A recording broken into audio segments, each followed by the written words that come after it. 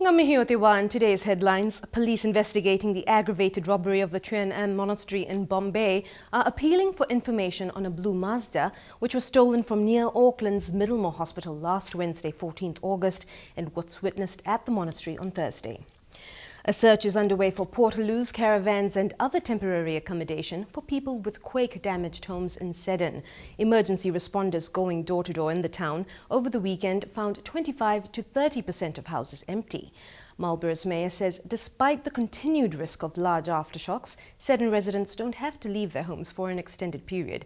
Alistair Soman is also advising older residents who physically cannot drop, cover and hold during a quake to look for a strong upright structure to hold on to and to keep a cushion or a pillow handy to cover their head. The government has released the details of the draft terms of the ministerial inquiry into the Fonterra contamination scare. Part A will look at how the potentially contaminated whey protein entered the local and international market, while Part B and C will consider the regulatory and best practice requirements that have been raised. Tomorrow marks a year since the NovaPay system kicked into gear and problems continue.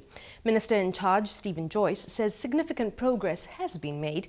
At the start of this year, 2.2% of school staff were affected, and that rate is now down to 0.5%.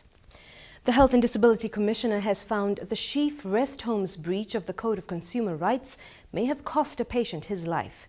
The 77-year-old patient often refused to eat, became dehydrated and had a heart attack, yet he was only admitted to hospital after 17 days at the family's request and died soon after. To international news, an artificial calm has descended on Egypt. Protesters appear to be in hiding, but 36 Islamist prisoners have been killed during an attempted jailbreak there.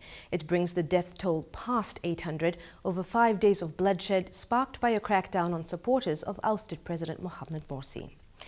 And finally, it's World Humanitarian Day, designated by the UN to honor aid workers and their spirit of service.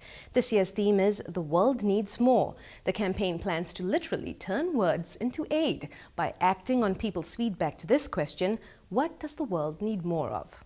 You can have your say online or consider the fundraising appeals run by New Zealand's aid agencies, such as Caritas or Tear Fund, who are focusing on the Syrian crisis. Well, that's the news for Monday, the 19th of August. From the Rima Media News team, Mauri ora.